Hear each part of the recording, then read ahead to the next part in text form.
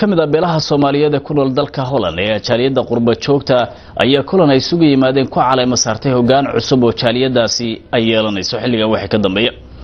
wariyahayaga Cabduqaadir ayaa warkan ka soo diray dalka Holland. munaasabad ballaaran oo lagu caleema saarayay gudoomiyaha guud ee jaaliyada beesha Hilibi Darandoole oo kamid ah beelaha Mudulood Mudane Nuur Tifo Maxamed ayaa lagu qabtay magaalada Breda ee dalkaasi Holland. munaasabadan oo ay qabanqaabadeeda lahaayeen jaaliyada beeshaasi ayaa waxaa ka soo qayb galay aqoon-yahano culimo u diin waxgarad salaadiin haween dhalinyaro iyo marti sharaf kale oo lagu marti qaaday munaasabadaasi oo xubno kala duwan mikrofoonka isaga dambeeyeen ayaa qaar kamid ah dadkii halkaasi ka hadlay waxay sheegeen وإنها لحسرة والندامة يوم القيامة وانا ندام إلى شلايط إلى قومم يوم القيامة إلا من أخذها بحقها لكن وقت حقها وقعتها وأقصدت إليه النبي عليه الصلاة والسلام إليه رسول كيس وقوله 7 يظلهم الله في ظله يوم لا ظل إلا ظله maalinka qiyaamo qorraxda la soo dhaweeyo dhididku baqbato dhididku waa mucjiso qof walba dembigeeda inta uu leeyahay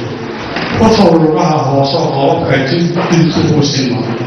qofna jilbaha uu simo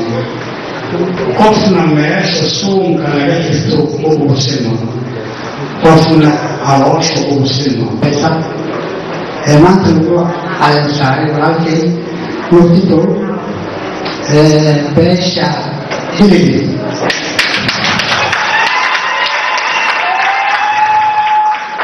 xoolaha la shijinaya hordhaanka meelaha beesha maraan Hilibi beesha ayna gomiyeen waa ay gomiyeen waxaan ku rabaa inaad marka hore waxaan mahadcelinayaa marti sharafta qaaliga ah قدر بلد ما يمكن كيدين ما يمكن هذا يقع وحنا نعي شو هذا النبي عليه الصلاه والسلام اسمه وصلنا سوق عمل فريق قيادته وقلوبه يفضل الى الان قال صدر دول قلت يا مبشرين واحد قال فريق اعلان على ذلك يفضل الى النورين اسمع لما كانوا على سؤال ابو يده وضرات سنه الى افرق شيء ما رايح كمان عنده واحد يا واحد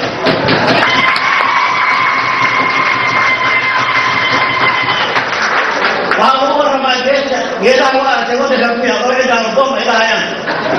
جيت هذا هو السناية هاي لا مجيء أبعد علي في عمية إذا أنا وصلت واحد بلونه هو يعني كسر بيا أمي على سلامة وذلك سلام ولذا هذا نعطينا سلامة شيء يسمى بلونه كجلا أنت كلا يكعفون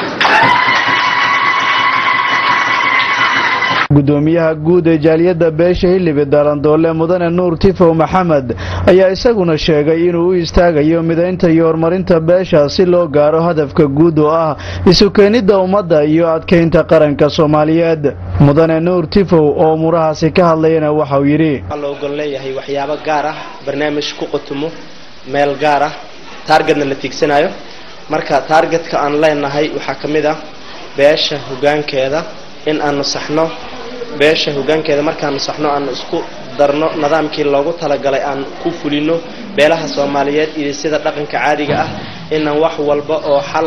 Soomaaliyeed ku jiro in aan la qaybsano beelaha Soomaaliyeed ayaa ka gon leenahay muhiimadda ugu weyn oo aan u sameeynay nidaamkan beesha Hilibi Darandoole ee u sameysay waxa kamid ah in aan la jaan qaadno beelaha Soomaaliyeed runtii walaalkay waxaan rabnaa in aan sameeyno aan hiigsigeena formatiivka aan ku soconno beelaha Soomaaliyeed waxay ku caanbaxeen dhaqan soo jireen ah dhaqankana waqti walba dunida isku bedesho iyo waayaha isku bedelaan wax walba isku bedelaan sida darteed marka dhaqankii ayaan rabnaa waxyaabaha qaar isbedelo badan iyo waqtiyada sida dunida hadda isku bedeshay in aan casriyeeyno nidaamyada soo jireenka ahaa oo dhaqankii anagoo aan ka fiirsanayno waxyaabaha hore u soo jiray inaan bedelno beelaha xubno kamida iyo dhaqanada aan xeerka iyo dhaqanka u leenahay in aan dib u cusboonaysiino meel kastana meesha ay mudan tahay inaan ku beegno ayaan rabnaa hufnaanta aan wadno iyo isku dayga qorshaheena meesha munaasabadan caleema saarka ee lagu caleema saarayay gudoomiyaha guud ee jaaliyada beesha Hilibi Mudane Nuur Tifo Maxamed ayaa waxa sidoo kale goobjoog ka ahaa fanaaniin caan ah oo kamid ahaayeen ubax nafci maxamed weerow iyo xuseen nuuriyow iyadoona munaasabadaasi ay ku soo gabagabowday jawigii loogu talagalay cabduqaadir qayska TV-ga caalamiga Somsad jidda Sacuudi Arabiya dayaxno ifow danaheena guud dayaxno ifow danaheena guud daadihiya noqo